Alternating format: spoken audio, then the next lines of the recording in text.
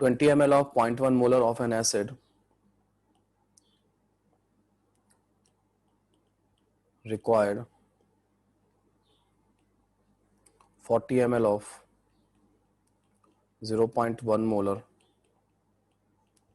NaOH solution for complete neutralization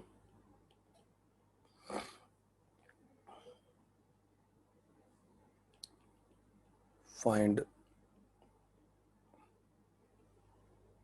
basicity of acid.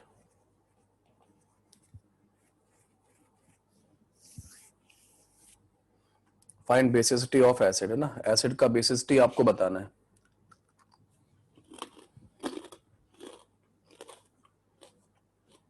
कितना आएगा?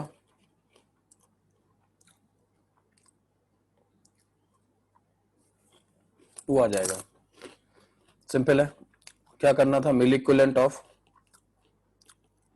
Acid equal to करना है मिल इक्विवेलेंट ऑफ NaOH, है ना। छोटे छोटे कॉन्सेप्ट बता रहा हूं ताकि आप लोग इन चीजों को यूज कर सकेंगे अपनी रिएक्शन उसमें, न्यूमेरिकल्स वगैरह में। तो मिली इक्विवेलेंट ऑफ एसिड क्या आएगा, 20 ml, इसका volume 0.1 molar, that become millimoles, है ना, millimoles into valency factor, that become milliequivalent. और जो वैलेंसी फैक्टर होगा, ये जो वैलेंसी फैक्टर होगा, यही क्या होगा, यही होगा number of replaceable H plus ion, ठीक है। और रिप्लेसेबल H प्लस आयन है, वही न्यूट्रलाइज होंगे OH आयन से, है ना। तो नंबर ऑफ रिप्लेसेबल आयन भी क्या होता है, यही होता है बेसिसिटी होता है। तो वैलेंसी फैक्टर एक तरह से निकालना था, तो क्या हो जाएगा 40 ml इंटू 0.1 इंटू 1, ये हो जाता है। तो यहां से वैलेंसी फैक्टर की वैल्यू 2 आ जाएगी, तो बेसिसिटी की वैल्यू कितनी आ जाएगी, 2 आ जाएगी। इस तरीके से रहता है, ठीक है। नाउ अब हम लोग क्या करते हैं, इक्विवेलेंट के बारे में कुछ बातें और समझते हैं, है ना। इक्विवेलेंट के बारे में कुछ बातें और भी समझेंगे, है ना।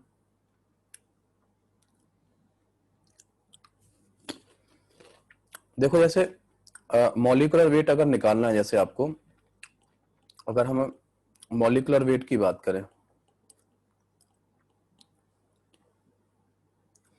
तो मान लो मॉलिक्यूलर वेट आपको Fe2SO4 होल थ्राइस का मॉलिक्यूलर वेट निकालना है ना।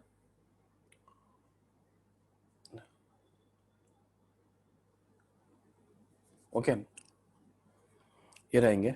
तो मॉलिक्यूलर वेट जो है ना, उसमें मॉलिक्यूलर वेट के लिए ऐसा रहेगा, क्या होगा कि आप क्या करोगे, 2 इंटू 56 लिखोगे। ये 56 कहां से आया, किसका आया, ये Fe का आया। और क्या लिखोगे, 3 इंटू 96 लिखोगे। 96 किसका मॉलिक्यूलर मास होता है, SO4 2 नेगेटिव का आएगा। H2SO4 का 98 होता है ना। H2SO4 का 98 होता है, 2 कम कर दो H वाले, तो सल्फेट का आ जाएगा। ओके, ठीक है। इस तरीके से देख लो इसको, जिसका छूट गया देख लो, पहले इसको देख लो, फिर आगे बढ़ते हैं, ठीक।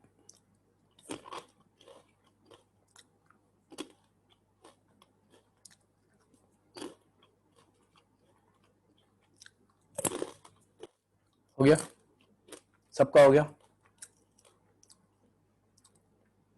बेसिसिटी का मतलब होता है number of replaceable H plus ion. Asad, number of replaceable H plus, acid के लिए बेसिसिटी बोलते हैं, बेसिस के लिए एसिडिटी बोलते हैं, उल्टा बोलते हैं,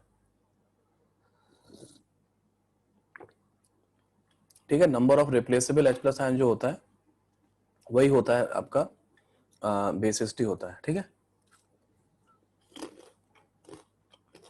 तो मॉलिक्यूलर वेट निकालने के लिए क्या होगा, आपको ऐसे चलना पड़ेगा, यहां कोई दिक्कत नहीं किसी को, है ना।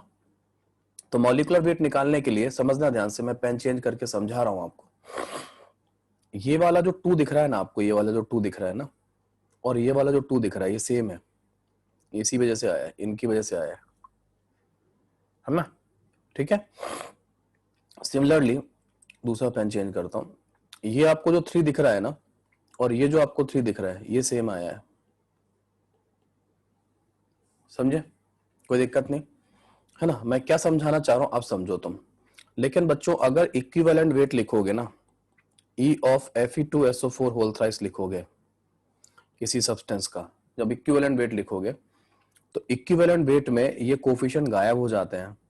आप लिखोगे E ऑफ Fe3 प्लस और E ऑफ SO4 2 नेगेटिव। वो जो 2 और जो 3 है ना, रेड और ब्लू पेन से जो मार्क्ड है, वो गायब हो गए, वो नहीं दिखेंगे, इक्विवेलेंट वेट में नहीं दिखेंगे। E is the equivalent weight, equivalent weight में वो चीज नहीं दिखाई देगी। मेरी बात समझ में आ रही सब लोगों को? मेरी बात समझ में आ रही ना? ठीक है, इक्विवेलेंट वेट में वो जो 2 और जो 3 था वो गायब हो गया है ना, वो नहीं रहता है।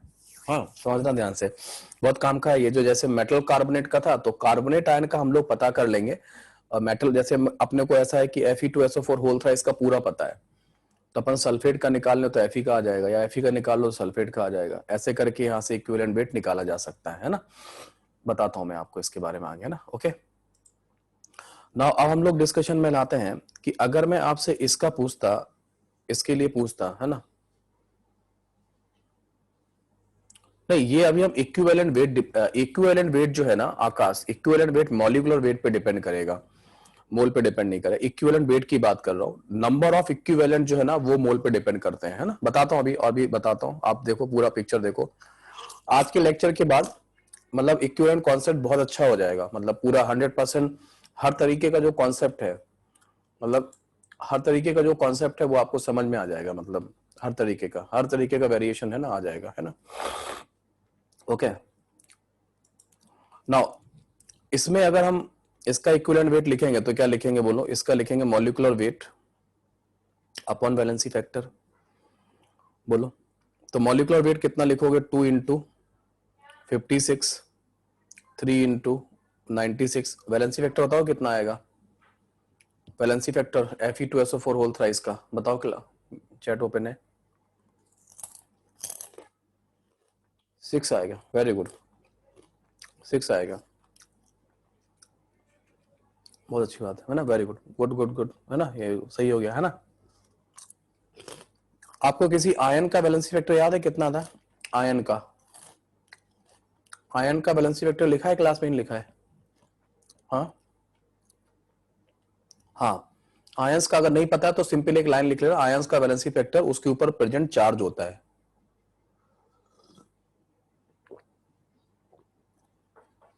तो अगर मैं केवल इसको कैलकुलेट करना चाहूं तो क्या होगा? अगर मैं इसको कैलकुलेट करना चाहूं तो क्या होगा? मैं पेन चेंज कर रहा हूं, है ना। अगर मैं इसको चेंज करना चाहूं तो क्या होगा? चार्ज हो जाएगा, क्या हो जाएगा? इसका वैल्यू 56/3 हो जाएगा प्लस। अब मैं सल्फर का, सल्फेट का लिखना चाहता हूं, सल्फेट का क्या हो जाएगा? सल्फेट का 96/2। इसको ले लो एलसीएम, है ना, इसको ले लो एलसीएम। एलसीएम लेने के बाद यहाँ 6 आएगा, ये आ जाएगा 56/3, सॉरी 56/2, 56/2 और 96/3 आ जाएगा। ठीक है, ये आएगा नहीं आएगा? अब ये मैं ब्रैकेट में बंद कर रहा हूं, जो मैंने अलग अलग निकाला था, अलग अलग मैंने इसकी हेल्प से और इसकी हेल्प से निकाला तो ये वैल्यू आया, और एक मैंने डायरेक्टली निकाला था ये वाला वैल्यू। ये दोनों आपस में कैसे आ रहे हैं? ये आपस में सेम आ रहे हैं, ठीक है, सेम आ रहे हैं। कौन सा 6 की बात कर रहे हो निखिल? कौन सा 6 की बात कर रहे हो? 6 तो ये आएगा ना, एलसीएम 6 आएगा ये वाला निखिल, एलसीएम 6 आएगा। आया बात समझ में? एलएचएस में तो टोटल पॉजिटिव चार्ज आएगा, टोटल पॉजिटिव चार्ज और टोटल नेगेटिव चार्ज, है ना। निखिल एक मिनट रुको, मैं अनम्यूट करता हूं तुम्हें। निखिल कहाँ? हैंड रेज करो। हाँ निखिल बोलो। यस सर, मैं बोल रहा था ये सर एलएचएस वाले में ये 6 बाई नीचे कैसे आएगा सर? नीचे Fe2SO4 होल थ्राइस है ना, तो सॉल्ट का यस सर। वैलेंसी फैक्टर कैसे लेते हैं? टोटल पॉजिटिव चार्ज या टोटल नेगेटिव चार्ज, हाँ यस सर, यस सर। उससे आ जाएगा। ठीक है okay sir, okay sir, thank you sir. Naresh babu, आपको क्या करना है बोलो? आपको अनम्यूट कर देता हूँ, नरेश वो करो, हैंड रेज कर दो, पूछना है कुछ तो पूछ लो, है ना। सबको नहीं करना है ना। हाँ कुछ पूछना चाह रहे हो क्या, बोलो ना, क्या हुआ नरेश? हाँ बोलो। सर मेरा कनेक्शन आज थोड़ा वीक है, इसलिए सर मतलब डिस्टरबेंस नहीं हो रहा था सर, आज करके तो देखो सर। क्या है कहा? सर सबको अनम्यूट कर दो सर, फिर आपको डाउट पूछने में सर आसानी होगी सर काफी। नहीं नहीं, अभी बहुत ज्यादा क्या, सब लोग क्या होगा, किसी ना किसी का माइक ओपन हो ही जाता है तो दिक्कत आती है यार, है ना। फिर अभी मतलब आज सर आप सर क्लास में नहीं आए थे जब भी शांत बैठे थे सर सब। कोई बात नहीं, तो क्या परेशानी है भाई, सब पढ़ ही रहे हैं ना, तुम क्यों परेशान है ना, मैं पढ़ा तो रहा हूँ। तेरे को अनम्यूट कर दिया तो टेंशन मत ले, अनम्यूट है तेरा, है ना, तुझे कर दिया ना बस। ठीक है ना, अभी ये हो गया तो Fe2SO4 होल थ्राइस जो है ना वो इस तरीके से बनेगा, मतलब मेरा ये, और यही चीज तुम लोगों ने इलेक्ट्रोकेमिस्ट्री में भी पढ़ी थी, समझ रहे हो। इलेक्ट्रोकेमिस्ट्री में भी जब तुम लोग क्या करते थे, इलेक्ट्रोकेमिस्ट्री में भी ये इसी कॉन्सेप्ट की वजह से, इलेक्ट्रोकेमिस्ट्री में जब आप मोलर कंडक्टेंस लिखते, मोलर कंडक्टेंस जब आप लिखते थे किसका, इसका Fe2SO4 होल थ्राइस का, तो मोलर कंडक्टेंस में क्या लिखते थे, 2 into lambda M infinity of Fe3 plus और 3 into lambda M infinity of SO4 negative. तो मोलर कंडक्टेंस के दौरान, मोलर कंडक्टेंस के दौरान ये वाला 2 इस वाले 2 से रिलेटेड होता था, और ये वाला 3 और ये वाला 3 आपस में रिलेटेड, ये आते थे, अपीयर होते थे। लेकिन आपको आपके टीचर ने जरूर सिखाया होगा कि जब इक्विवेलेंट कंडक्टेंस आप लिखोगे Fe2SO4 होल थ्राइस का, तो केवल क्या आएगा, lambda E infinity of Fe3 plus आएगा और lambda E infinity of SO4 2 negative आएगा, कोफिशिएंट गायब हो जाते थे। बोलो, ये सीखा था आप लोगों ने, ये सीखा, सबने सीखा रखा है। ये इसी वजह से आता है क्योंकि ये चीज, ये ट्रू है, ये ट्रू है एक्चुअली, ये ट्रू है ना, इस तरीके से अलग अलग वाला। तो इक्विवेलेंट का इक्विवेलेंट का कहता है कि वन इक्विवेलेंट बनाना है, समझना ध्यान से। इक्विवेलेंट कहता है कि अगर आपको वन इक्विवेलेंट बनाना है ना, तो one equivalent of Fe3 plus ion लो, one equivalent of sulphate ion लो। ई जो है ना, ई जैसे मॉलिक्यूलर वेट क्या रिप्रेजेंट करता है, 1 मोल रिप्रेजेंट करता है। कॉपी में लिखना, सुनना मेरी बात, बहुत अच्छी बात बोल रहा हूँ, काम आएगी, है ना। ये तब काम आता है, ये सब चीजें जो बेसिक्स की बात जो हो रही है ना, ये तब काम आता है ना, ठीक है, जब आपको फंडामेंटल रिवाइज करने हैं, या मतलब बिल्कुल डीप हो जाता है ना जब फंडामेंटल, फिर आप जैसे 4-5 क्वेश्चन लगा लो बस काफी है, मतलब पूरा सीट वीट करने की जरूरत नहीं है, इतना अच्छे से पढ़ लिया कि 2-4-5 क्वेश्चन हो गए बस काफी है। तो है ना, तो इसीलिए क्या है कि ज्यादा टेंशन नहीं है अपने को उसकी। तो मैं यही बता रहा था कि अगर आपको मॉलिक्यूलर मास का डेफिनेशन पता है, वो 1 मोल का मास है, तो 1 मोल अगर आपको Fe2SO4 होल थ्राइस बनाना है तो 2 मोल Fe चाहिए होगा, 3 मोल सल्फेट चाहिए होगा। ये बात सुन ली सबने, 1 मोल Fe2SO4 होल थ्राइस बनाना होगा तो 2 मोल Fe चाहिए, 3 मोल सल्फेट चाहिए। जो 2 मोल रेड पेन से मार्क किए हैं, 2 मोल Fe चाहिए और 3 मोल सल्फेट चाहिए। समझ में आया? तो 2 और 3 मैंने बोला, लेकिन अगर मैं कहता हूं कि मुझे अगर, अब इक्विवेलेंट की बात है, WE की बात करते हैं, है ना, ठीक है, तो इक्विवेलेंट की अगर बात करें तो क्या होगा, ई 1 मोल अगर 1 इक्विवेलेंट, ई रिप्रेजेंट 1 इक्विवेलेंट, समझना। मॉलिक्यूलर मास जो m होता है दैट रिप्रेजेंट 1 मोल, ये 1 मोल को रिप्रेजेंट करता है। ई जो रिप्रेजेंट करता है, ई को हम क्या बोलते हैं, इक्विवेलेंट वेट, m को क्या बोलते हैं, मॉलिक्यूलर वेट। मॉलिक्यूलर वेट 1 मोल को रिप्रेजेंट करता है, 1 मोल मास को रिप्रेजेंट करता है, 1 मोल मास को रिप्रेजेंट करता है। और ई जो रिप्रेजेंट करता है वो 1 इक्विवेलेंट मास को रिप्रेजेंट करता है। आशा समझ लेना तुम ध्यान से, ठीक है, सभी लोग समझ लेना। तो 1 इक्विवेलेंट मास अगर बनाना है तो तुमको Fe3 प्लस के Fe के 1 इक्विवेलेंट चाहिए होंगे और सल्फेट के भी 1 चाहिए होंगे। अब की बार मैंने दोनों में 1-1, तीनों में 1-1 बोला। 1 इक्विवेलेंट Fe2SO4 होल थ्राइस बनाना है तो 1 इक्विवेलेंट Fe3 प्लस चाहिए होगा और 1 इक्विवेलेंट सल्फेट आयन चाहिए होगा। लेकिन अगर 1 मोल Fe2SO4 होल थ्राइस बनाना है तो 2 मोल आपको 2 मोल Fe चाहिए होगा, 3 मोल वो चाहिए होगा। ऐसे कर लेना, आगे बात समझ में। इस तरीके से आप पूरा, ये कॉन्सेप्ट बहुत इंपॉर्टेंट है, बहुत बार यूज होगा, ठीक है, और अभी हम लोग इस पे न्यूमेरिकल भी करने वाले हैं, है ना, इस तरीके से रहेगा। यस निखिल बोलो क्या हुआ, क्या कह रहे हो निखिल? सर ऐसा क्यों होता है सर? इसका नहीं, इक्विवेलेंट की डेफिनेशन में यही है, बराबर आ रहा है ना, ऐसा बराबर तो आ रहा है। हाँ, अभी आपने उसमें भी देखा था जब आपने इक्विवेलेंट कॉन्सेप्ट लगाया था यस सर। केमिकल रिएक्शन में, तो आपने कोफिशिएंट तो उड़ा दिए थे ना, कोफिशिएंट कहाँ देखे थे? आपने कहा कि सबके नहीं। इक्विवेलेंट बराबर कर दो। Yes sir. और जब आप मोल पे काम करते हो तो आप कहते नहीं मुझे मुझे केमिकल रिएक्शन में जो सब्सटेंस रिएक्ट कर रहे हैं ना उनके कोफिशिएंट बताओ, कितना यस मोल सर। रिएक्ट कर रहे हैं, है ना। यहाँ यस सर। कोफिशिएंट का टेंशन नहीं, यहाँ बस इतना पता चलता है कि सब बराबर में रिएक्ट करेंगे, अगर 1 1 1 1 तो सबका फिर 1 1 ही होगा।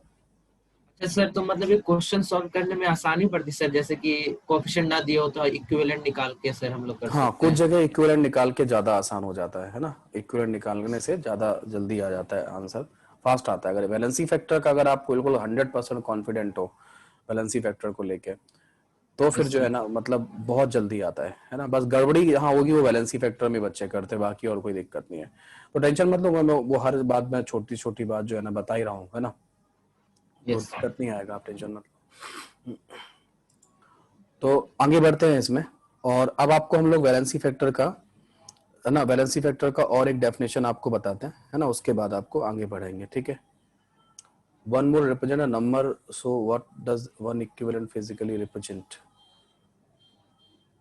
वन इक्विवेलेंट, हाँ, जो इक्विवेलेंट की जो डेफिनेशन है सौरभ, है ना, वो बेसिकली रिडॉक्स के अंदर ही आई, रिडॉक्स के अंदर ही मजबूरी थी लाना, और वो वन इक्विवेलेंट बेसिकली वही है, इक्विवेलेंट वेट है कि वन मोल इलेक्ट्रॉन से कितने, क्योंकि रिडॉक्स रिएक्शन जो होंगी वो इलेक्ट्रॉन के आने जाने से होंगी, ऑक्सीडेशन में इलेक्ट्रॉन बनेगा, रिडॉक्स में इलेक्ट्रॉन रिसीव होगा, तो वन मोल इलेक्ट्रॉन के लिए से कितना ग्राम सब्सटेंस रिएक्ट करेगा, वो आपका इक्विवेलेंट हो जाएगा, वन इक्विवेलेंट हो जाएगा, ठीक है।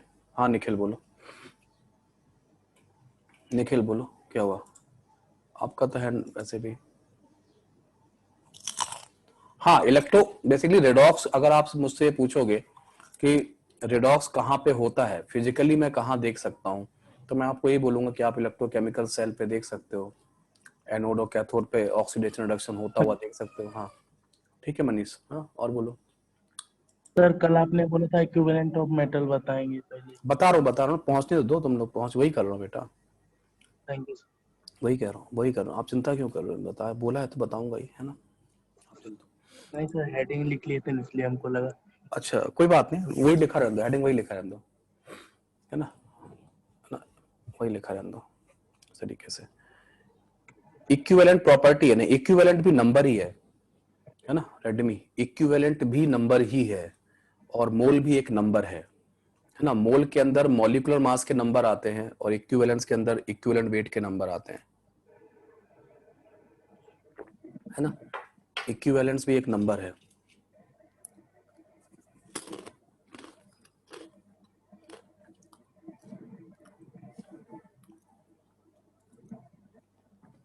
ठीक है, अब एक और लगते हैं, ओल्ड डेफिनेशन जो था, old definition of equivalent weight,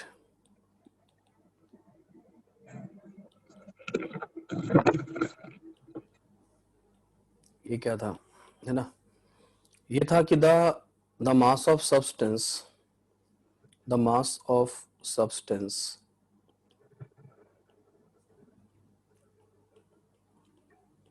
reacted in gram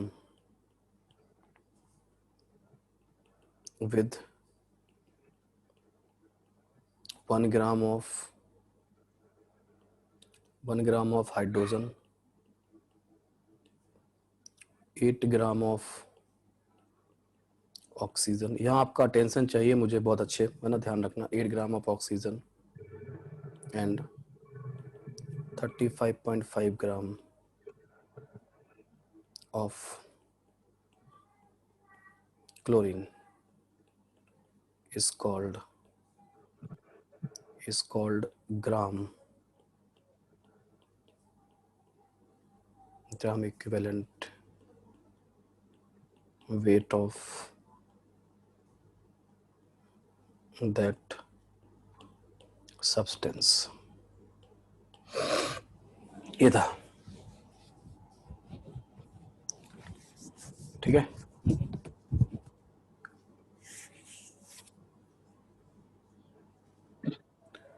ठीक है, ओके।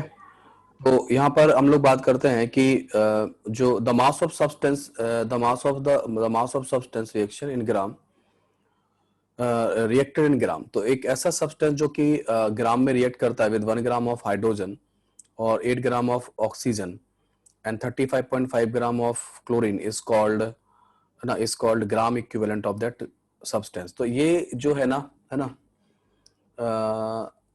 है ना, ये जो है ना, क्या होगा, जो ओल्ड डेफिनेशन है इसमें क्या था, इसमें इलेक्ट्रॉन के बारे में बात नहीं की गई है ना, इसमें basically oxygen atom, hydrogen atom और इसके बारे में बात की गई थी। तो इस पे हम लोग डिस्कशन करते हैं, ओके। तो इसके डिस्कशन में देखो आप लोग, जैसे मैं एग्जांपल लेता हूं, ओ यार ये क्या हुआ,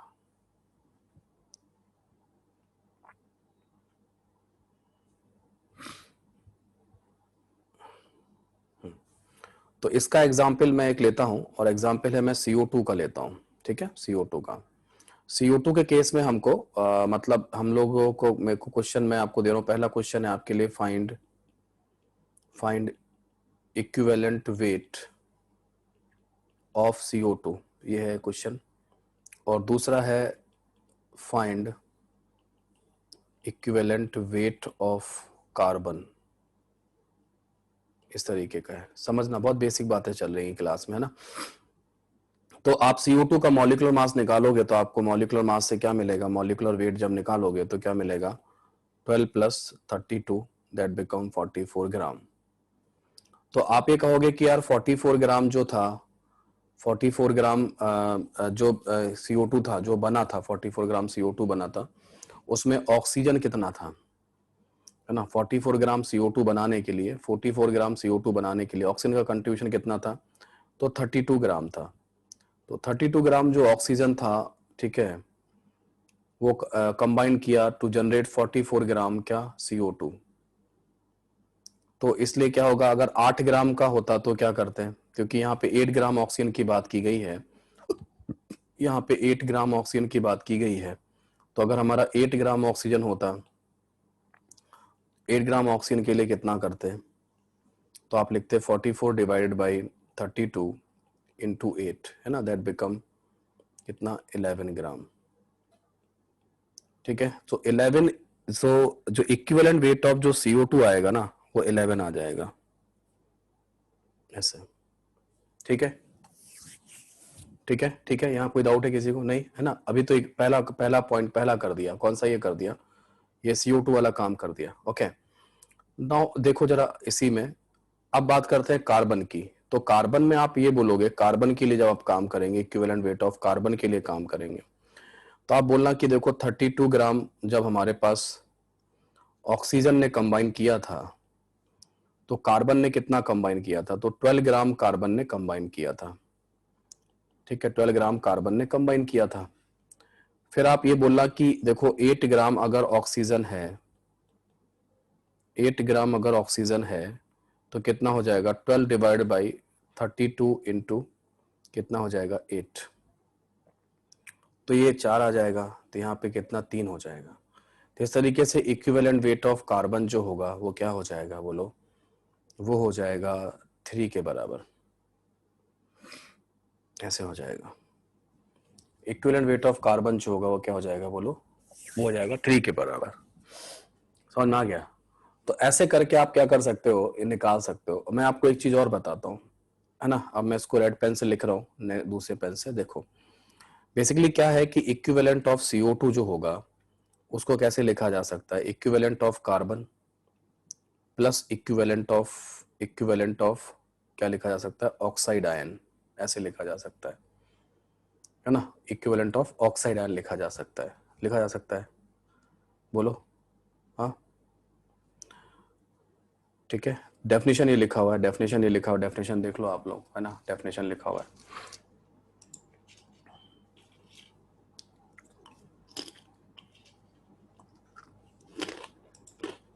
यस मनीष, क्या हुआ, मनीष क्या हुआ। सर मुझे यहाँ डाउट आ रहा है सर, आपने बताया कि इक्विवेलेंट वेट जैसे हाइड्रोजन का 1 ग्राम है, ऑक्सीजन का 8 ग्राम है, तो फिर यहाँ मोलिकुलर वेट क्यों ले रहे हैं सर इक्विवेलेंट वेट फाइंड करने के लिए? नहीं, CO2 का ऊपर पढ़ो, मास ऑफ द सब्सटेंस पढ़ो, ऊपर क्या लिखा हुआ है? Sir mass of the substance reacted in gram, मतलब सर उसका मोलिकुलर वेट ही लेंगे। वही आपको पता भी है ना? Yes sir. पता तो है नहीं आपको, मॉलिक्यूलर वेट ही निकाल सकते हो CO2 का, और तो कोई यस सर, दूसरा मास आप निकाल ही नहीं सकते।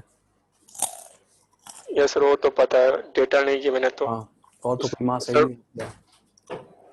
तो फिर सर इक्विवेलेंट वेट निकालने के लिए उस ऑक्सीजन का भी इक्विवेलेंट वेट ही लेना होगा। हाँ, एक्चुअली जो इक्विवेलेंट जो 8 ग्राम है ना, और जो 1 ग्राम जो लिखे हैं ना, ये सब इक्विवेलेंट वेट ही लिखे हुए हैं।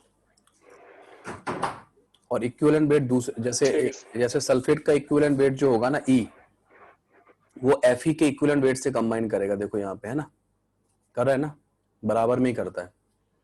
तो वैसे ही यहाँ पर भी है, एक सब्सटेंस का इक्विवेलेंट वेट दूसरे सब्सटेंस के इक्विवेलेंट वेट से ही रिएक्ट करता है। समझे? जो मैं रेड पेन से मार्क कर रहा हूँ यही लिख रहा हूँ, जो मैं रेड पेन से मार्क कर रहा हूँ ये लिख रहा हूँ। E ऑफ CO2 क्या लिख रहा हूँ? E of carbon plus E of oxide ion लिख रहा हूँ ना। E ऑफ ऑक्साइड आयन क्या होगा, है ना? E ऑफ ऑक्साइड आयन क्या होगा, बोलो? 8 ग्राम होगा। Very good. E of oxide जो होगा, यहाँ पे ये कितना था तुम्हारे लिए? ये तुमको 3 था, और ये कैसे आ जाएगा? 16 डिवाइड बाई 2, इसका मॉलिक्यूलर मास और इसका ऊपर चार्ज, तो दैट बिकम 3 प्लस 8 कितना आ रहा है, बोलो? 11 आ रहा है। तो ये जो रेड पेन से 11 आया है अभी, वो किसका आया? CO2 का ही आया है, बोलो? ये CO2 का ही आया है ना? तो ये पहले भी CO2 का ही आया था, देखो ये सेम आया है ना? ठीक है, ठीक है। आलोक को अभी भी डेफिनेशन नहीं लिखा क्या? डेफिनेशन लिख लो, स्क्रीनशॉट ले लो डेफिनेशन का।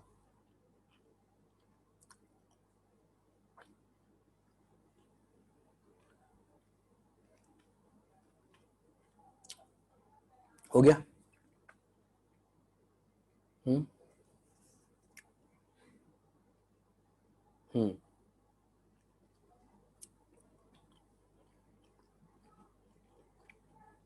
ऐसे ही अगर आपसे इसका पूछा जाता कि यहाँ पे सब नॉन रिएक्टिंग कंडीशन चल रही, कोई रिएक्शन नहीं है, सिंपली आपसे पूछा जा रहा है, जैसे मान लो Fe2O3 होता है और बोलते कि इक्विवेलेंट वेट बताओ Fe2O3 का, तो कैसे बताते?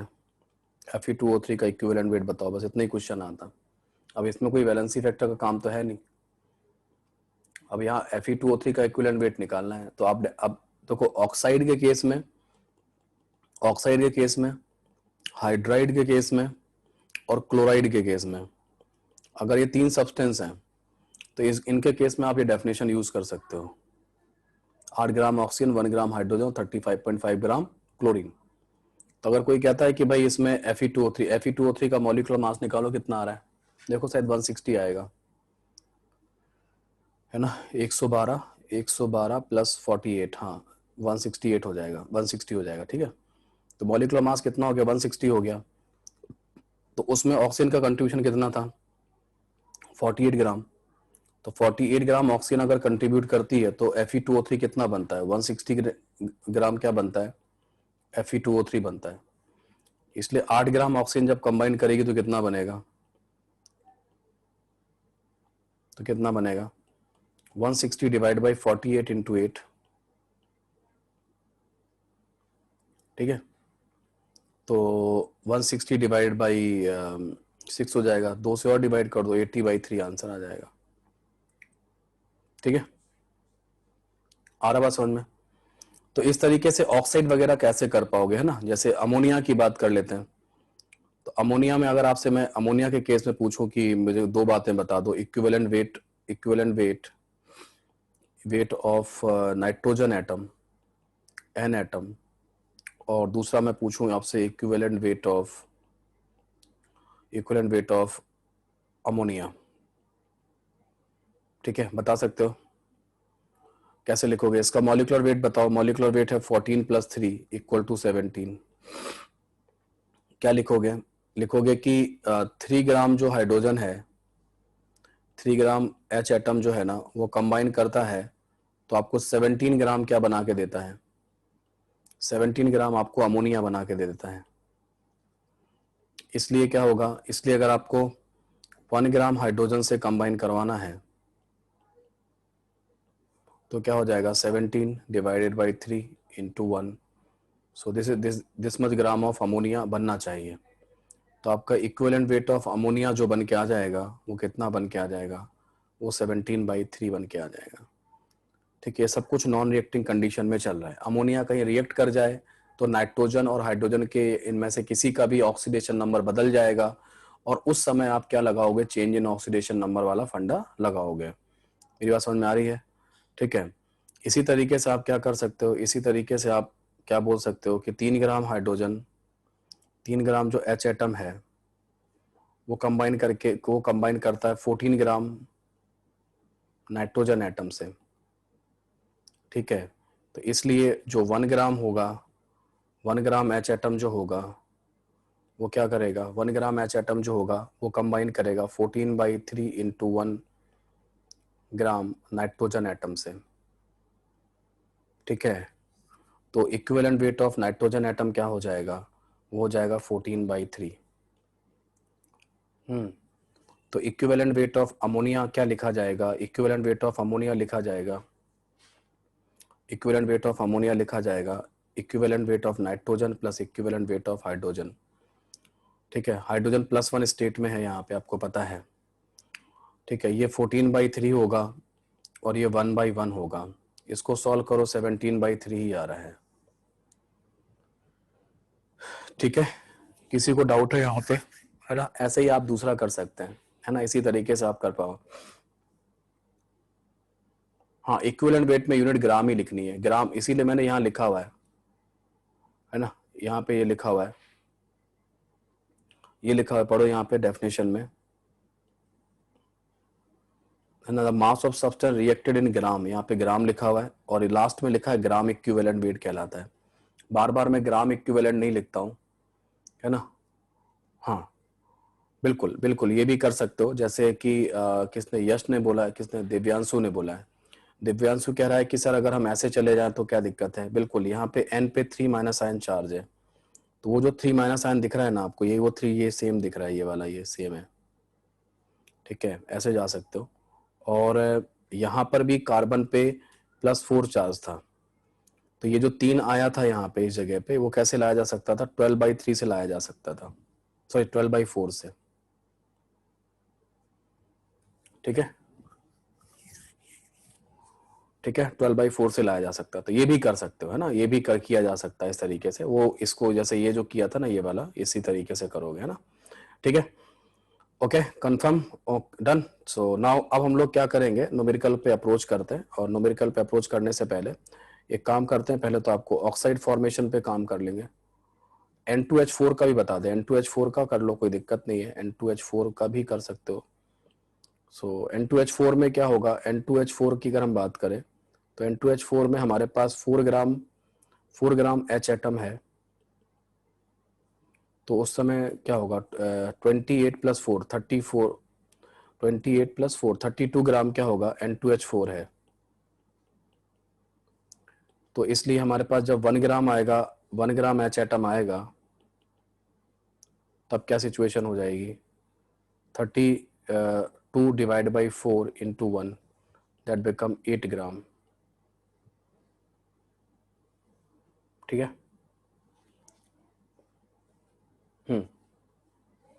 ठीक है, ओके।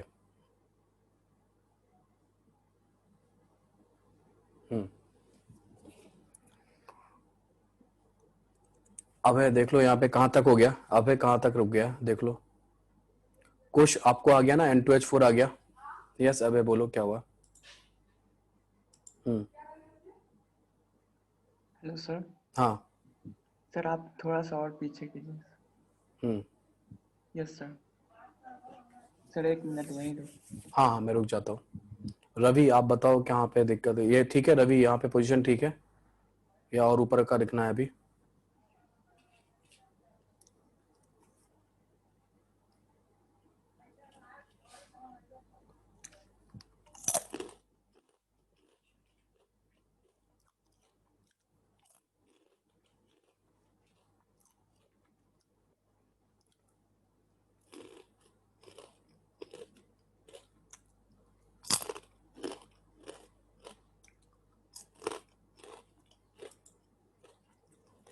हो गया?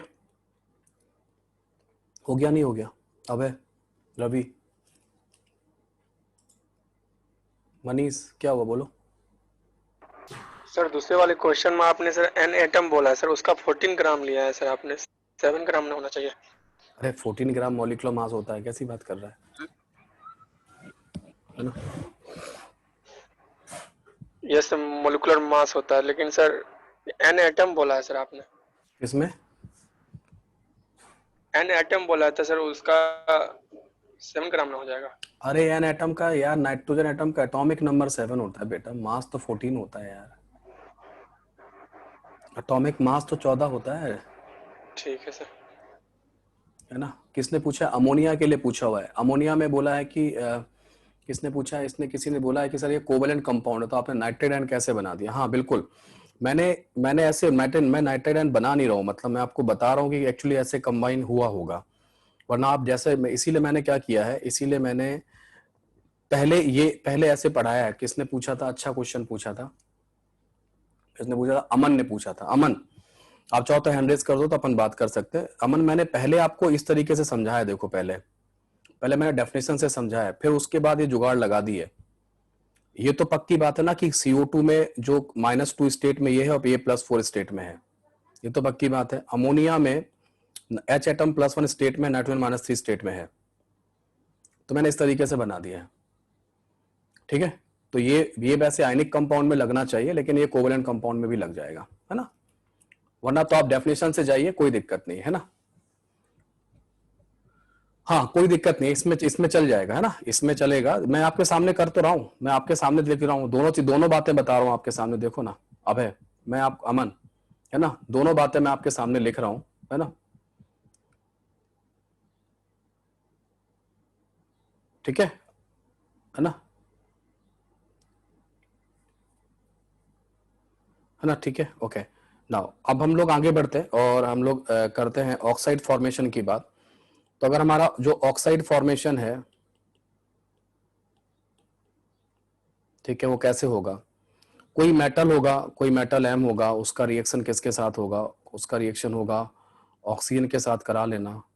तो ऑक्सीजन के साथ करा लोगे तो क्या बन जाएगा? बन जाएगा मान लो MXOY बन जाएगा, MXOY करके एक ऑक्साइड बन जाएगा। तो यहाँ पे क्या लिखोगे? यहाँ पे लिखोगे equivalents of metal equal to होगा equivalents of oxygen, equal to होगा इक्विवेलेंट्स ऑफ ऑक्साइड्स। EQ लिख रहा हूं तो इक्विवेलेंट्स लिख रहा हूं ऑफ ऑक्साइड्स, ठीक है, ये हो जाएगा।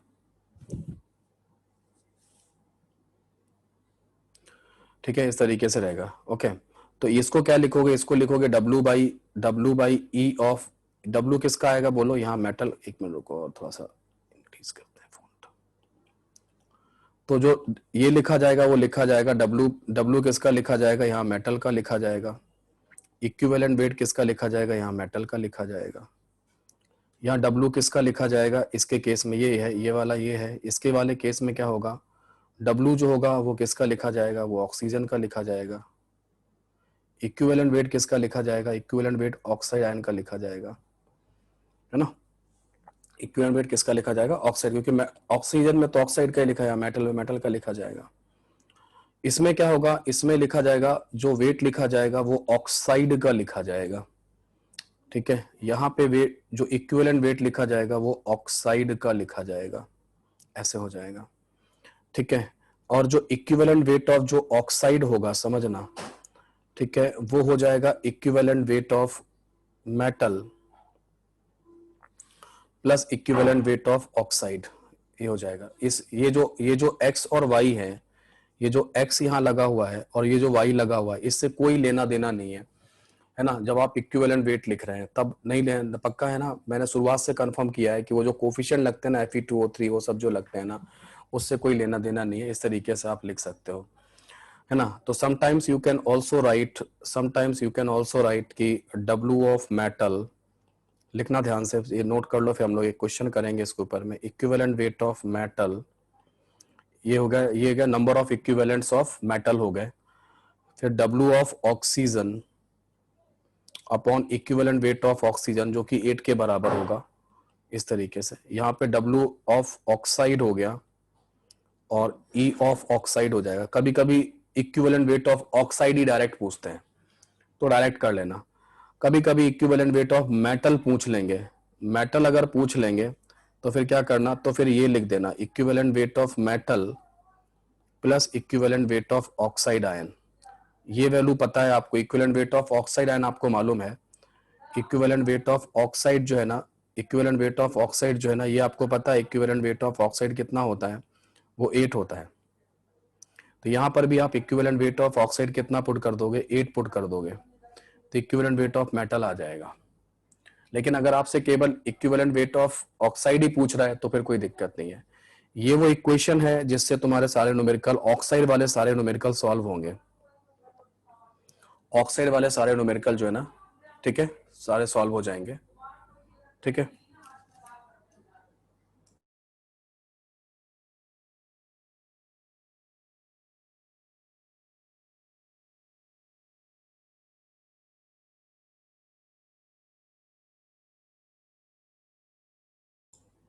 हाँ, तो ये हो जाएगा। N2H4 के बाद मैंने ये पढ़ाया हुआ है अग्रिम। N2H4 के बाद देख लो, मैंने ये पढ़ाया हुआ है। अब मैं एक न्यूमेरिकल लिख रहा हूं, जिसको डाउट, जिसको प्रॉब्लम हो फटाफट पूछ लो इसमें, है ना। ये लिख लिया सब लोगों ने, ये नोट हो गया सबका, ये नोट कर लो सब लोग। अब मैं एक क्वेश्चन दे रहा हूं आप लोगों को।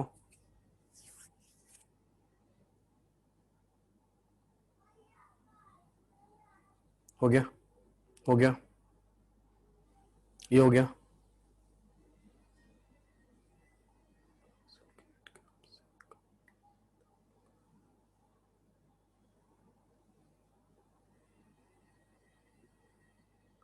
ऑक्सीजन का 8 ग्राम से क्यों कंपेयर करते हैं, क्योंकि ऑक्साइड के मोस्ट ऑफ द केस में उन्होंने ऑक्साइड्स का जो है ना एनालिसिस किया होगा पहले, और वहीं से डेफिनेशन निकाल के लाए, है ना।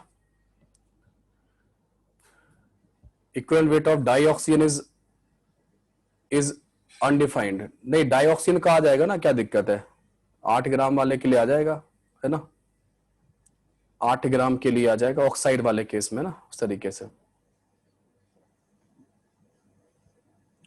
जो ऑक्सीजन एटम एटॉमिक फॉर्म में रिएक्ट कर रहा है ना, एटॉमिक फॉर्म में ही रिएक्ट कर रहा है। इलेक्ट्रॉन वगैरह जो आप ट्रांसफर करोगे या जो कुछ भी होगा ना, वो इलेक्ट्रॉनिक फॉर्म में ही होगा।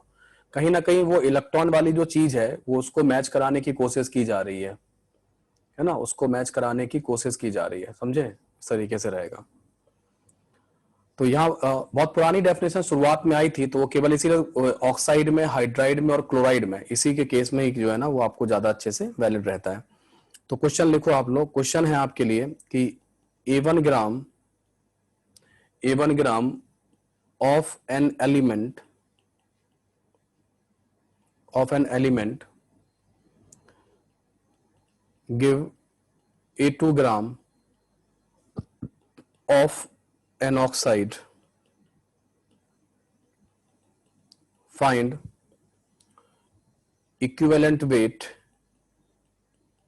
Of metal, equivalent weight of element.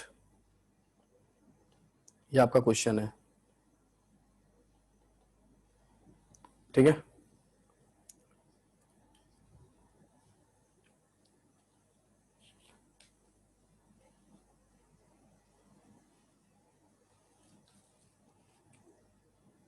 एक तो ये क्वेश्चन है, इसको नोट करो।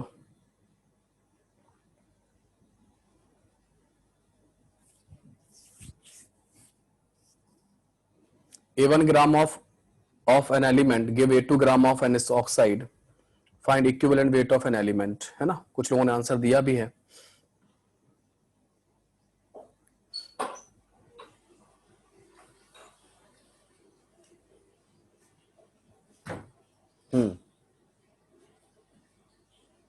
ठीक है, तो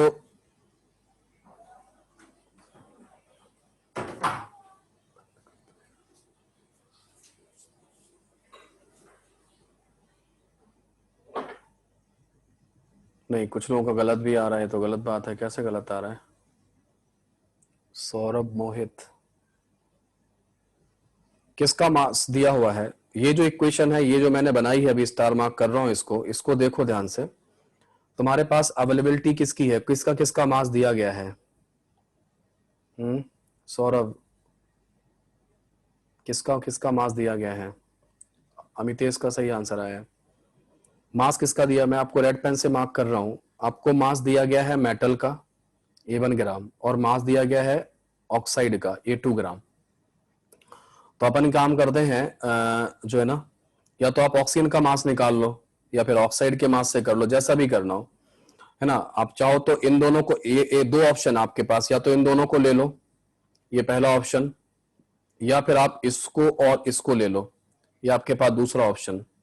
किससे काम करना चाहोगे, पहले वाले से दूसरे वाले से? रवि, आपका आंसर गलत है, आप, है ना, दूसरे वाले से करें, ठीक है। सो दूसरे वाले से कर लो। तो उसमें क्या कहा है, उसमें दूसरा वाला जो है ना, तो क्या होगा, W of metal upon equivalent weight of metal equal to W of oxide equal to E of metal plus E of oxide. तो ये कितना दिया हुआ, ये आपको A1 दिया था, ये आपको पता करना था E ऑफ मेटल, ये आपको A2 दिया था और ये आपको पता करना था कितना, E ऑफ मेटल प्लस 8, ये आपको पता करना था, ठीक है। तो मल्टीप्लाई कर लेते हैं आप, A1 times of E of metal plus 8 equal to क्या होता, A2 times of E of metal, ठीक है। So A1 times of into E of metal plus 8 times of A1 of metal और A2 times of E of metal. अगर देखा जाए तो A2 जो ग्राम है ना, A2 ग्राम किसका मास है, ऑक्साइड का मास है। तो ऑक्साइड का जो मास होगा वो एलिमेंट के मास से ज्यादा होगा, तो कहीं ना कहीं A2 बड़ा है A1 से, ये वाली फील आपको आनी चाहिए। तो मैं इस वाले को इसीलिए यहां ले जाऊंगा, तो यहां बचेगा 8 into A1 equal to A2 minus A1 times of E of metal, ठीक है। इसको आप क्या करोगे, E ऑफ मेटल जो आएगा वो आ जाएगा A1 divided by A2 minus A1 into 8, ये आपका आंसर आ जाएगा, ठीक है। इस तरीके से थोड़ा यहां पे अगर आप पहला वाला ऑप्शन से जाते तो आप थोड़ा जल्दी कर जाते हैं। पहले वाले ऑप्शन से अगर जाते, पहले वाले ऑप्शन में क्या करते, मेटल का मास तो कितना पुट कर देते, मेटल का मास A1 पुट कर देते और ऑक्सीजन का जो मास था ना वो ऑक्साइड में से मेटल का मास माइनस कर लेते तो आ जाता, है ना, ठीक है। ऑक्सीजन का मास कैसे निकालोगे, ऑक्सीजन का मास निकालोगे ऐसा, है ना, ठीक है, ठीक है। मैं तो ओके, तो ऑक्सीजन का जब मास निकालोगे तो क्या करोगे, ऑक्साइड में से मेटल का मास माइनस करते थे तो ऑक्सीजन का मास आ जाता, उससे कर तरीके से कर सकते थे और जल्दी आ जाएगा। चलिए ओके, एक क्वेश्चन और करते हैं आपके लिए, है ना। चलो एक क्वेश्चन और करो इसी तरीके का। दूसरा क्वेश्चन है, ये है कि when an element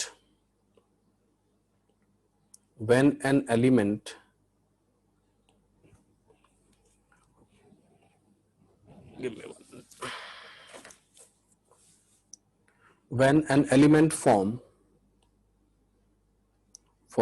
an oxide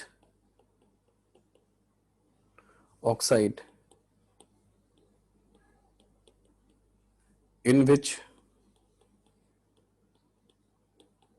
oxygen is 20% of the oxide by mass,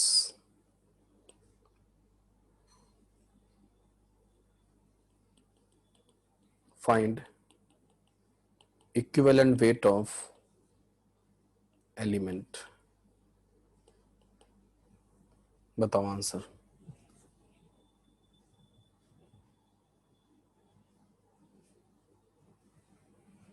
second method बता दो, इसी में कर लेंगे, इसी में कर लेंगे मनी, है ना, इसी में कर लेंगे। ये देख लो स्वर्णिम, है ना, क्या इसमें क्या दिक्कत है, आप देख लो, है ना।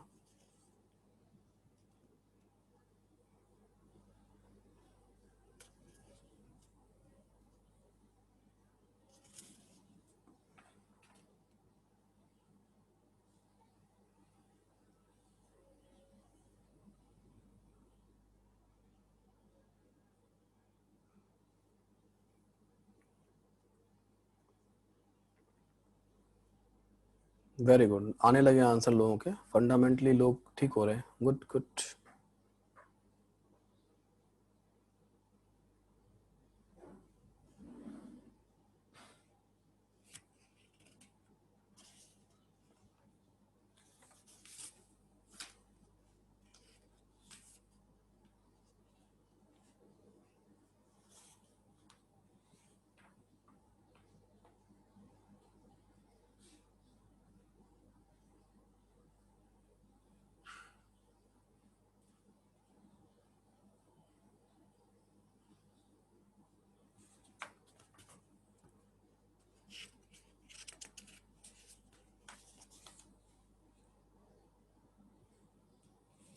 हो गया, ठीक है, आ गया आंसर सबका। तो अब की बार क्या करते हैं, अब की बार ये वाले फर्स्ट मेथड से लगाते हैं, फर्स्ट वाले मेथड को लगाते हैं, ठीक है ना? ठीक है, अब की बार फर्स्ट मेथड को लगाएंगे। तो फर्स्ट मेथड में क्या कहा गया है, फर्स्ट मेथड में कहा गया है, फर्स्ट मेथड में कहा गया है कि W/M हो जाएगा, W ऑफ मेटल होगा और E ऑफ मेटल हो जाएगा, W ऑफ ऑक्सीजन हो जाएगा और E ऑफ ऑक्साइड आयन हो जाएगा। तो कह रहा है कि when element form an oxide in which oxygen is 20%, so oxygen 20% है तो टोटल कितना मान लोगे, टोटल आप 100 मान लो, तो उसमें ऑक्सीजन कितना हो जाएगा 20 ग्राम, और मेटल कितना हो जाएगा बोलो 80 ग्राम, समझे है ना? In which oxygen 20% of the oxide by mass, है ना, इस तरीके से। तो मेटल के प्लेस पे कितना पुट कर देना, 80 divide by equivalent of metal, और ऑक्सीजन के प्लेस पे कितना पुट कर देना, 20 डिवाइड बाई 8, बोलो हो जाएगा 20 डिवाइड बाई 8 हो जाएगा, है ना, इक्विवेलेंट वेट के लिए। नाउ अब आप इसको सॉल्व कर लो, है ना। तो इक्विवेलेंट वेट ऑफ मेटल कितना आ गया, 32 आ गया, ठीक है। नेक्स्ट क्वेश्चन करो, ये कर लो, देख लो आप सबका, है ना, ठीक है। एक्स लेने का क्या मतलब है, एक्स क्यों लोगे, एक्स क्या लेना चाह रहे हो, व्हाट इज एक्स, क्या लेना चाह रहे हो समीक्षा, एक्स क्या ले सकते हैं, क्या लेना चाह रहे हैं?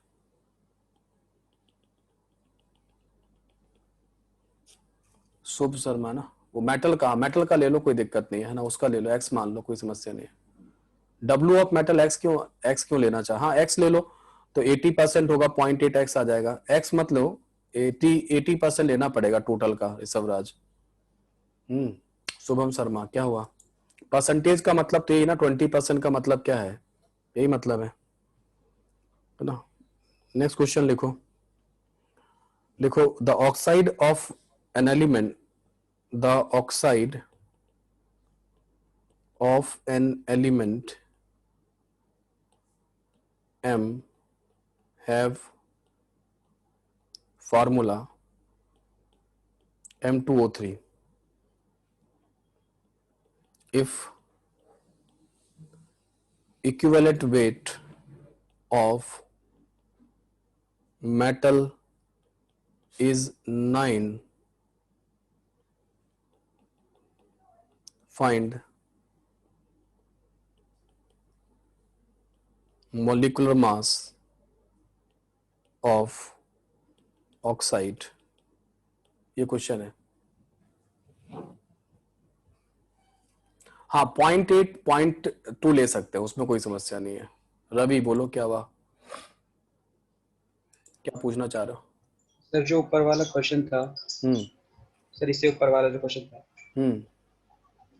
इसमें सर आपने जो ये यूज किया है, weight of metal upon equivalent weight of metal is equals to weight of oxide upon equivalent weight of oxide, उसकी जगह पे लिख दिया है सर। इससे जो ऊपर इक्वेशन लिखवाई थी आपने, इसमें स्टार मार्क किया था, इसमें सर जो पहला वाला और सेकंड वाला यूज कर ले तो अपन A2 अपॉन 8 A1 आएगा। कौन सा पहला वाला यूज करना चाह रहे हो? Sir weight of metal upon equivalent weight is equals to weight of oxygen upon equivalent of oxide. हाँ तो वेट ऑफ ऑक्सीजन कितना पुट कर रहे हो सर? A2 कैसे पुट होगा, A2 is the mass of oxide, sorry sir, sorry, है ना, ऑक्साइड का मास है ना, तो उसमें क्या हुआ, मेटल का मास माइनस करोगे तो A2 माइनस A1 पुट कर देना, आ जाएगा आंसर। Okay sir. ऐसा कह रहा है ना, ठीक है। हाँ सर। गुड, चलो इसको करो, इसको करो आंसर। देवांश का आंसर आ गया, good good good good good, Devansh का आंसर आ गया।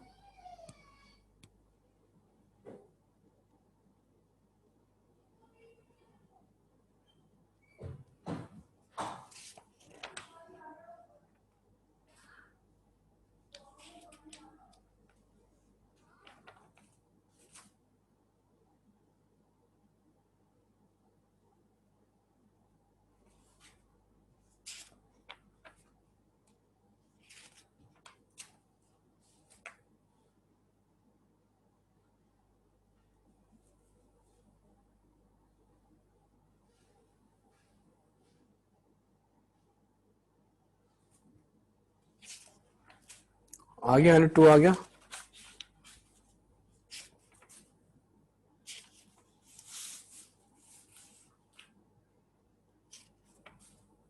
वेरी गुड वेरी गुड, सही आ रहा है आंसर, बिल्कुल सही आ रहा है आप लोगों का आंसर, है ना, सही आंसर आ रहा है,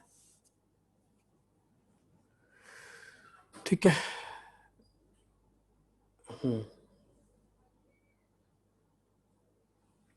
M2O3 के बाद लिखा if equivalent weight of metal is 9 find the molecular mass of the oxygen.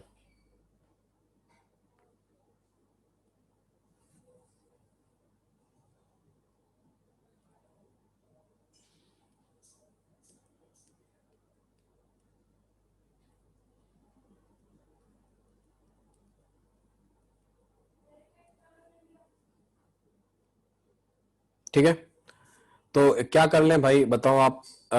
एक काम करते हैं, ऑक्साइड की बात हो रही है तो ऑक्साइड की अगर डिस्कशन में लेकर आते हैं, मॉलिक्यूलर मास ऑफ ऑक्सीजन लेकर आए हैं, है ना, तो आंसर आ गया ना, ठीक है।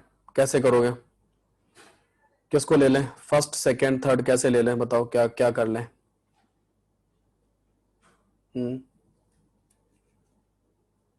फर्स्ट वाले से कर लें, सबने फर्स्ट से किया है, सेकंड और फोर्थ को ले लें, सेकंड और फोर्थ को भी लिया सकता है, फर्स्ट और थर्ड को किसी को भी ले लो तो आंसर किसी से भी आ जाएगा, है ना, किसी से भी आ जाएगा। ओके चलो देखते हैं भाई क्या कर सकते हैं हम लोग।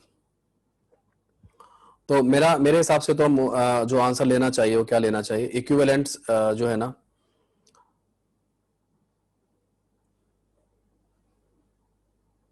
W of metal upon equivalents of metal equal to क्या करोगे, W of oxide upon equivalent weight of oxide. ठीक है, तो आप एक काम कर सकते हो कि जो है ना 1 मोल मान लो, है ना, मॉलिक्यूलर मास निकालना है ना तो 1 मोल ही सब्सटेंस मान लो, मतलब आप ये मान लो कि जो M2O3 है, ठीक है, ये आपके पास 1 मोल है, तो 1 मोल से फायदा क्या होगा कि आपको मेटल कितना मिल जाएगा, मेटल 2M हो जाएगा, इसका इक्विवेलेंट वेट कितना है, 9 है, ठीक है। और ऑक्साइड का जो मॉलिक्यूलर मास बनेगा वो क्या बन जाएगा, वो बन जाएगा 2M + 48 बन जाएगा, ऐसे करके। और यहां क्या बनेगा, equivalent weight of metal plus equivalent weight of oxide ion, that become 2M + 48 से क्या कर लेना 2M + 48, और यहाँ पे क्या आ जाएगा 9 + 8 आ जाएगा। तो इसको सॉल्व कर लो, M की वैल्यू कितनी आ जाएगी, 27 आनी चाहिए मेरे हिसाब से। देखो आ रही है क्या, M की वैल्यू 27 आ रही है क्या, देखो।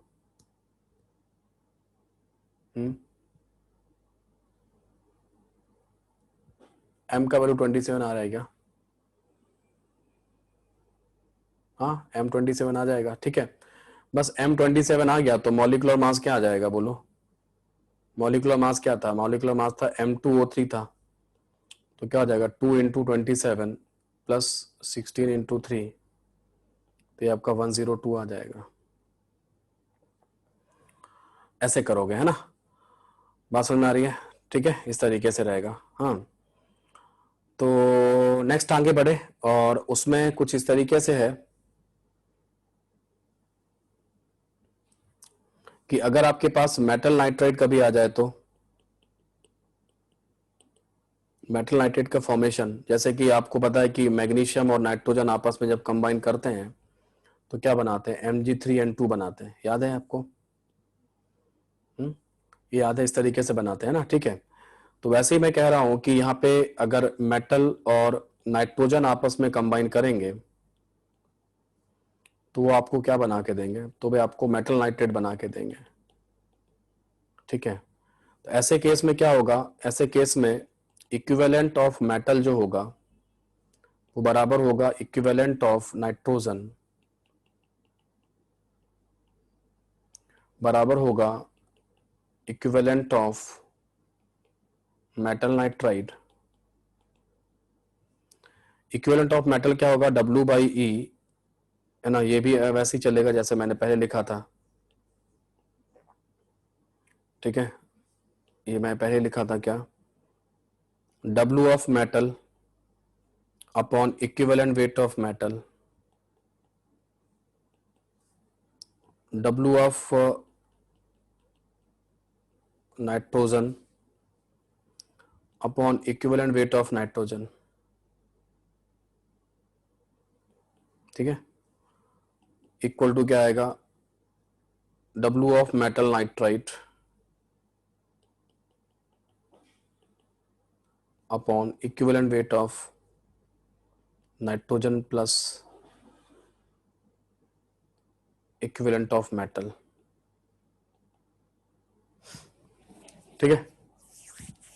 और equivalent of weight of nitrogen कितना हो जाएगा, इक्विवेलेंट वेट ऑफ नाइट्रोजन कितना हो जाएगा, ये कितना आएगा, ये आएगा आपका 14/3, ये जो आएगा 14/3 आएगा। मेटल नाइट्राइड में, एक मिनट, मेटल नाइट्राइड में -3 लिखने में कोई समस्या थोड़ी ना है, इसमें तो -3 होता ही होता है ना, इसके ऊपर -3 लिखने में कोई समस्या नहीं है, ये 14/3 हो जाएगा। इस तरीके से आपके मेटल नाइट्रेट के क्वेश्चन सॉल्व हो जाएंगे अगर मेटल नाइट्रेट वगैरह का कोई क्वेश्चन आता है ना, इस तरीके से, ठीक है।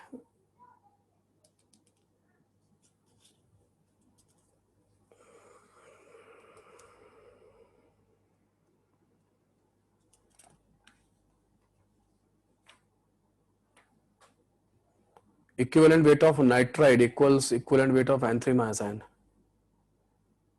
मतलब अमितेश मुझे समझ में नहीं आया क्या कह रहे हो।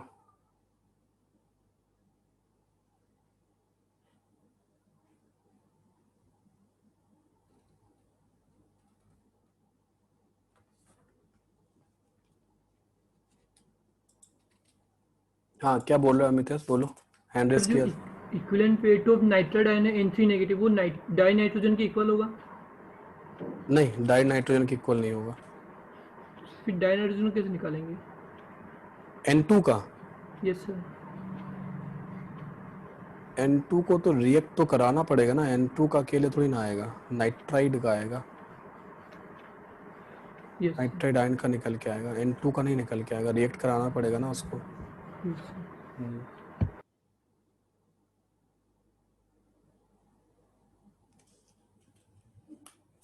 एक नाइट्राइड का क्वेश्चन था यार, वो दिख नहीं रहा अभी, चलो कोई बात नहीं, इसको फिर अपन, नाइट्राइड वाला क्वेश्चन अभी मुझे दिख नहीं रहा है मेरे पास, एक क्वेश्चन, एक दो क्वेश्चन है और करा देंगे आपको बाद में, है ना। तो ये एक कॉन्सेप्ट था आपका, इसको भी मुझे डिस्कस करना था, है ना। कुछ कह रहा है कि N2 का आप ऐसे निकाल लो कि दो नाइट्रोजन एटम है, ऐसे करके तो 2 का 6 हो जाएगा, तो बात तो वही हो गई फिर तो, है ना। अमितेश, हेलो, आवाज आ रही है? वो कह रहा है कि N2 का निकालना है तो 2 नाइट्रोजन एटम मान लेना, 2 नाइट्रोजन तो दोनों को N के 3- आयन पे मान लेना, तो उससे क्या होगा कर लेना, मत करो, मतलब नहीं है ना। हर जगह जरूरी नहीं कि आपको हर जगह वैलेंसी फैक्टर या हर जगह कैलकुलेट ही करना होगा, हाँ सेम ही आ जाएगा, वही वाली बात है। तो किसी भी सब्सटेंस का आप इस तरीके से निकाल सकते हो। मोस्टली मैंने देखे नाइट्राइड, ऑक्साइड वगैरह, हाइड्राइड वगैरह के क्वेश्चंस आते हैं, ऐसे आप हाइड्राइड वगैरह के लिए भी कर सकते हो, है ना, इस तरीके से आप हाइड्राइड के लिए भी कर सकते हो, है ना। अगर आप फॉर्मेशन ऑफ हाइड्राइड की बात करें,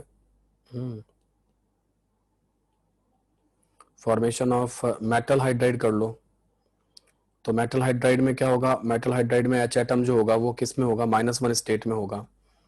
तो वहां पे भी क्या करोगे, W of metal plus E of metal हो जाएगा, ठीक है। W ऑफ हाइड्रोजन हो जाएगा यहाँ पे, E of H minus ion हो जाएगा, और W ऑफ मेटल हाइड्राइड हो जाएगा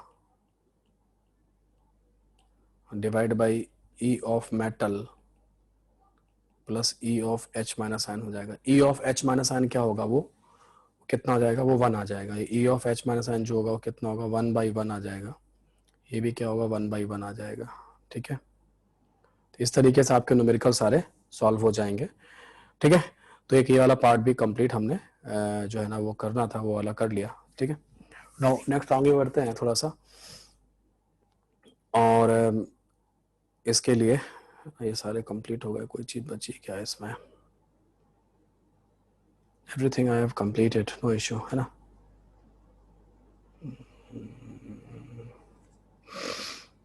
yes, everything done done done done done, कोई दिक्कत नहीं है।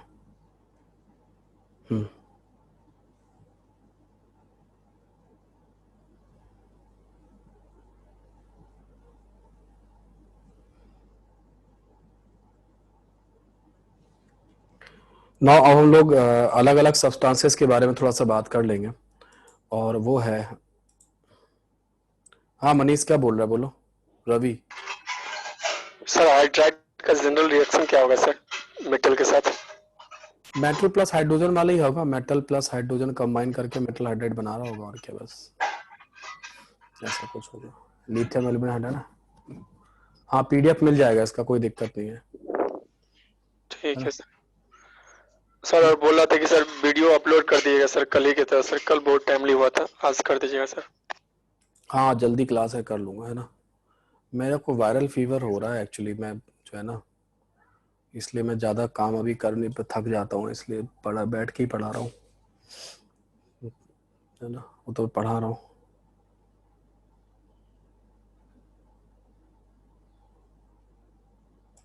ठीक है, तो ये है ना। नहीं H+ कौन क्या है, दिव्यांशु, दिव्यांशु मैंने मेटल हाइड्राइड लिखा है तो इसलिए मैंने H माइनस आयन लिखा है। अगर मैं कोवेलेंट हाइड्राइड लिखूंगा, अगर मैं कोवेलेंट अमोनिया लिखता ना तो H+ होता, है ना, H+ होता। ये मैंने मेटल हाइड्राइड लिखा है। अब है किसका, किसने किया था, दिव्यांशु, आ गया ना समझ में।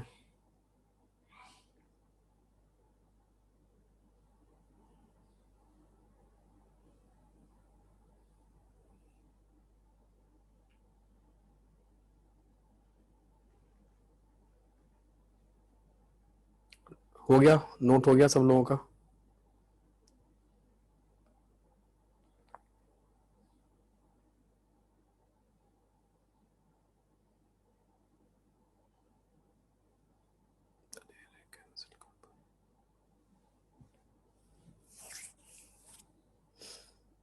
ठीक है, चलिए। सो नाउ अब हम लोग बात करेंगे अपनी क्लास में हाइड्रोजन पेरोक्साइड का। नेक्स्ट हेडिंग करोगे आप लोग, वो है वॉल्यूम स्ट्रेंथ ऑफ H2O2, ठीक है।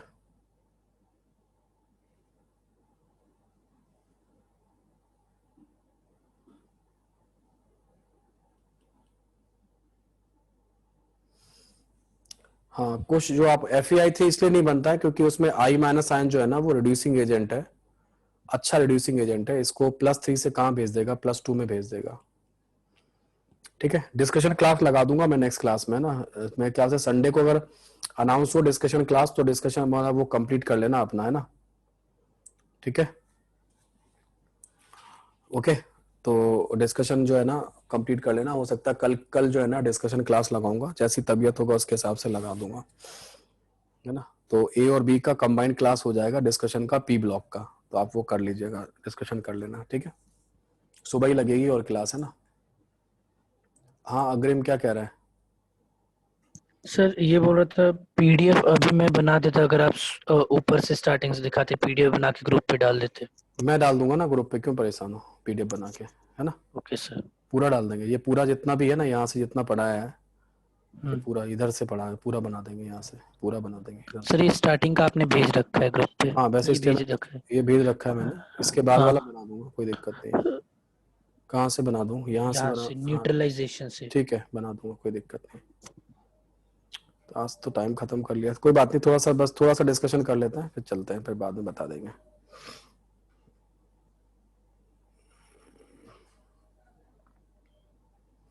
तो वॉल्यूम स्ट्रेंथ ऑफ H2O2 क्या होता है बेसिकली? जो हमारा कमर्शियल H2O2 होता है ना, उसको कमर्शियल H2O2 को अगर हम ये करते हैं, है ना, कमर्शियल H2O2 को अगर हम मार्केट में बेचते हैं तो वॉल्यूम स्ट्रेंथ के फॉर्म में बोला जाता है। ये पढ़ा थोड़ी ना होगा आप लोगों ने, वॉल्यूम स्ट्रेंथ ऑफ H2O2 पढ़ लिया है क्या? कुछ लोग तो मुझे दिखा रहे हैं, मनीष कुमार बोल रहा है कि पढ़ा हुआ है।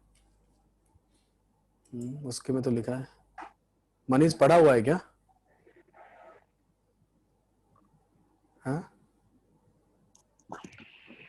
मनीष? हाँ ये सर 11th में NSE के लिए पढ़ाया गया था थोड़ा बहुत सर, टाइट्रेशन में।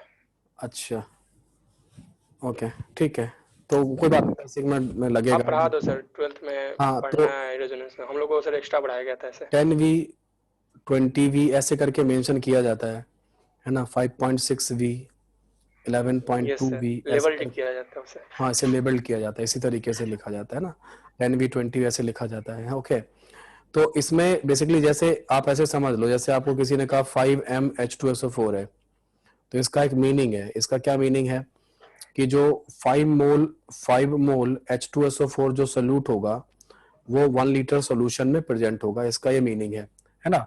तो वैसे ही क्या होगा, वैसे ही वॉल्यूम स्ट्रेंथ का भी अपना एक मीनिंग है। अगर कहीं लिखा हुआ है वॉल्यूम स्ट्रेंथ तो उसका भी अपना एक मीनिंग है ना। तो क्या मीनिंग है, जैसे 5M को देख के समझ जाते हो, N को देख के समझ जाते हो, वैसे कहीं V लिखा हुआ है तो H2O2 वगैरह की बॉटल्स जो होती है ना, जैसे टॉन्सिल वगैरह हो जाते हैं उसके लिए देते हैं ना, घाव वगैरह साफ करने के लिए आता है। जैसे मान लो यहाँ पे 20V लिखा हुआ है ऐसे करके, तो इस बॉटल पे 20V लिखा हुआ है, तो इसका एक मीनिंग है। क्या मीनिंग है, तो एक के लिए मैं पढ़ा देता हूँ, 20V के लिए मैं पढ़ा देता हूँ, बाकी अपने आप ही आप कर लोगे, है ना। तो 20 इसका जो मीनिंग है वो ये है कि 1 litre of this H2O2 solution give 20 liter oxygen at STP।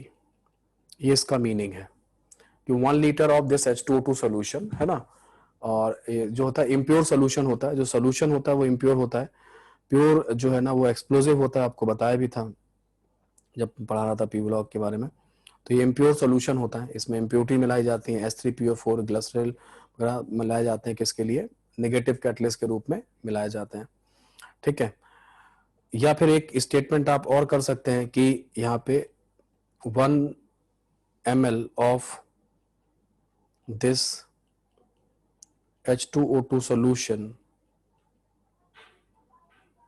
give 20 ml O2 gas at STP after decomposition, ठीक है, यहां भी लिख दो आफ्टर डिकम्पोजिशन, ठीक है। तो जरा डिकम्पोजिशन रिएक्शन पे बात करते हैं कि H2O2 का जो डिकम्पोजिशन रिएक्शन है वो कैसे लिखा जाता है। तो H2O2 का जो डिकम्पोजिशन रिएक्शन होता है वो ऐसे लिखा जाता है H2O प्लस हाफ O2, इसका डिस्प्रपोर्शनेशन रिएक्शन। तो ये H2O2 का डिकम्पोजिशन रिएक्शन कुछ इस तरीके से लिखा जाता है। तो आपको दिख रहा होगा कि यार 1 मोल H2O2 जब डिकम्पोज करेगा, 1 मोल H2O2 डिकम्पोज करेगा तो इसका हाफ मोल बना के देगा। हाफ मोल का अगर STP पे वॉल्यूम निकालोगे तो 22.4 लीटर से मल्टीप्लाई करोगे तो कितना आ जाएगा, 11.2 लीटर ऑक्सीजन आ जाएगा। मतलब 1 मोल अगर H2O2 को डिकम्पोज कराया जाए, सुनना मेरी बात, 1 मोल H2O2 को डिकम्पोज कराया जाए तो वो हाफ मोल ऑक्सीजन गैस देगा। कहाँ पे देगा, हाँ STP कंडीशन पे हाफ मोल ऑक्सीजन गैस देगा STP कंडीशंस पर। ठीक है, तो आप यहां से एक चीज समझ सकते हो कि अगर आपको 11.2 लीटर O2 एट एसटीपी पे रिक्वायर्ड होगी, अगर रिक्वायर्ड है, आपको रिक्वायर्ड है, तो उसके लिए आपको क्या करना पड़ेगा, उसके लिए आपको 1 मोल H2O2 डिकम्पोज कराना पड़ेगा। ठीक है, अब ये वाली डेफिनेशन क्या कह रही है, ये वाली डेफिनेशन जो है ना, इसको देखो, इस डेफिनेशन में हमें कितना ऑक्सीजन बनाना है, बोलो, लिखो, कॉपी लिखो जरा चैट में, कितना ऑक्सीजन बनाना है।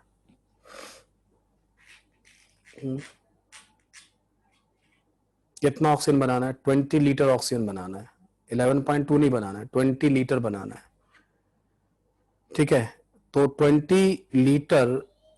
20 लीटर ऑक्सीजन को अगर चाहिए है, कहां पे चाहिए है, एसटीपी पे चाहिए है, तो उसके लिए कितना H2O2 लगेगा? 1 divide by 11.2 into 20 mole H2O2 लगेगा। ठीक है, ठीक है, यहां पे कोई दिक्कत नहीं है।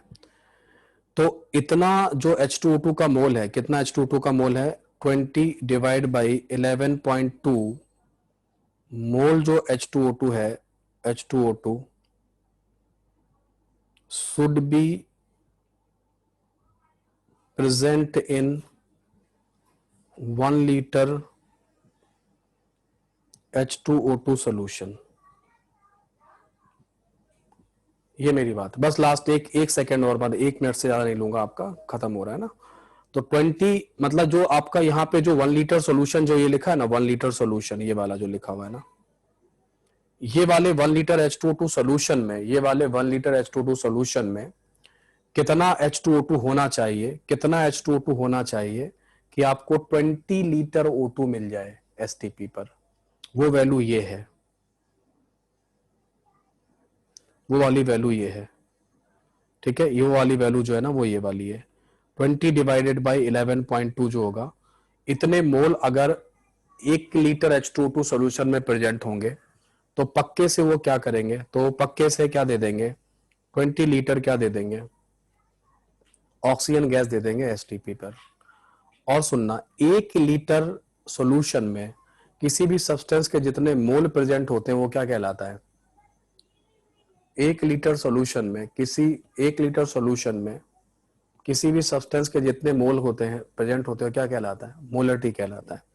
तो वही तो हो रहा है, ये जो 1 लीटर सॉल्यूशन है, H2O2 सॉल्यूशन है, उसमें H2O2 के मोल्स कितने प्रेजेंट हैं, इस 1 लीटर सॉल्यूशन में H2O2 के मोल्स कितने प्रेजेंट हैं, 20 बाई 11.2। तो यहां से जो मोलरिटी आती है, मोलरिटी ऑफ H2O2 जो आता है, वो 20 बाई 11.2 आता है। 20 पता क्या था, 20 पता क्या था, 20 ये था, वॉल्यूम स्ट्रेंथ था इसका 20। तो यहां से मोलरिटी का एक फॉर्मूला आ जाता है, मोलरिटी ऑफ H2O2 का एक फॉर्मूला आ जाता है कि अगर आपको वॉल्यूम स्ट्रेंथ पता है ऑफ H2O2, तो उसको किससे डिवाइड कर देना, 11.2 से डिवाइड कर देना, तो आपको मोलरिटी ऑफ H2O2 आ जाएगी। ठीक है, ठीक है, तो हाँ, ये देख लो आप लोग, यहाँ पे क्लास खत्म है, यहाँ से अब कुछ भी नहीं लिखूंगा, है ना, यहाँ पे क्लास रोक दे रहा हूँ, इसके बाद नेक्स्ट क्लास में लिखूंगा इसके बाद, है ना।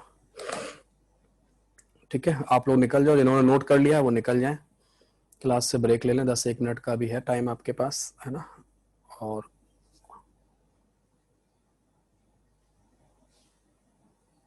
कल पी ब्लॉक डिस्कस होगा, अबे देख लो, ठीक है।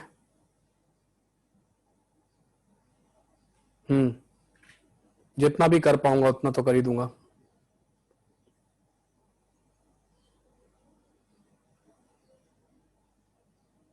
ये हो गया,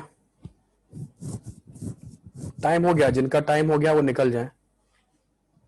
रिडॉक्स में आप ABCD सेक्शन कर सकते हो, रिडॉक्स में आप ABCD सेक्शन कर सकते हो।